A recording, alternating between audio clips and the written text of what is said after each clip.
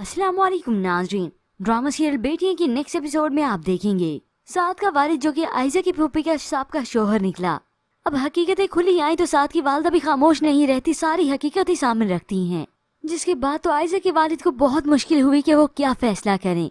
दानिश जिसे फिजा की आदत तो नहीं हुई, मोहब्बत जरूर हुई है, मगर ये तो दानिश है जो उसे आदत का नाम देता है। फिजा घर वापिस आई, जब वो सो रही थी तो वो उसके चेहरे से दुपट्टा हटाता है। यूं आदत का नाम देकर वो उसका दीदार भी करता है। जबकि वो दूसरी जानिब आयजा के वालिद दानिश के रिश्ते को लेकर बहुत ही परेशान हैं, मगर आखिरकार वो फैसला कर ही देते हैं, साथ ही नगमा को भी समझाते हैं। मगर नगमा तो इस बात पर डटी हुई थी कि जैसा बाप था वैसा बेटा निकलेगा, वो भी आयजा को छोड़ देगा। मगर आयजा के वालिद अपनी बहन को समझाते हैं, वो तो बस जल्द अज जल्द ये फर्ज पूरा कर देना चाहते हैं, क्योंकि साथ की वालदा ने अपनी बहू के नाम का दुपट्टा भी उड़ा दिया। अब ये मेरी अमानत आपके पास है, आप इसका बहुत ख्याल रखिएगा। नगमा आई तो ये सारा मंजर देखकर हैरान थी, बल्कि परेशान थी कि ये क्या हो गया। मैंने तो भाई साहब को बहुत मना किया, बहुत रोका। अब ऐसे में वालिद हैं जो बहुत ही खुश हैं कि चलें अब मैं अपनी बेटी के इस फर्ज से सुबुकदोश हुआ।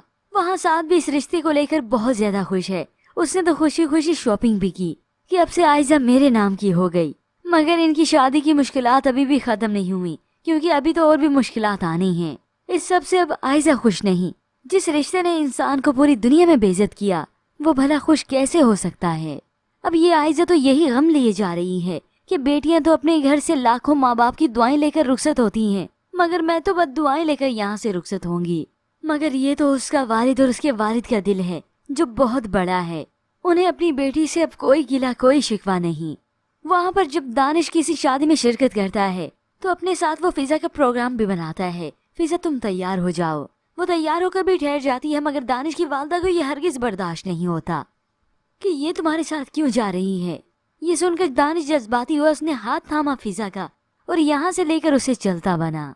ये सारी मोहब्बत दानिश की देखकर उसे बहुत ही खुशी होती है। फिजा को अब एहसास होने लगा है कि मोहब्बत क्या होती है। मोहब्बत किसी की इज्जत करवाने का नाम भी है, किसी को इज्जत देने का नाम भी है, और मुहाफिज बनने का भी। आज फिजा की ये नई नई खुशी थी, मगर ये फिजा की खुशी तो तब मांद पड़ गई जब इस शादी में दानिश की दोस्त शिरकत करती है और दानिश उसके साथ ही खुशगपियों में मसरूफ हो गया।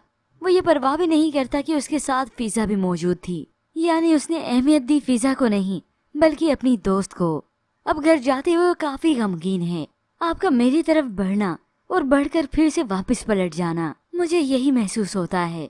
अब दानिश और फिजा का रिश्ता ऐसे ही तो मजबूती इख्तियार नहीं करेगा, इसमें आजमाइशें और भी आएंगी।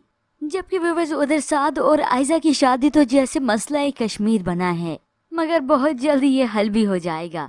अनकरीब आप आने वाली एक साथ में आखिर देखेंगे साद और आयजा की शादी हो ही जाएगी। नगमा के ना चाहते हुए भी और आयजा के खुश ना होते हुए भी आखिरकार वो साद से जा मिलेगी, और फिर साद और आयजा की शादी के बाद ही और आजमाइशें शुरू होंगी।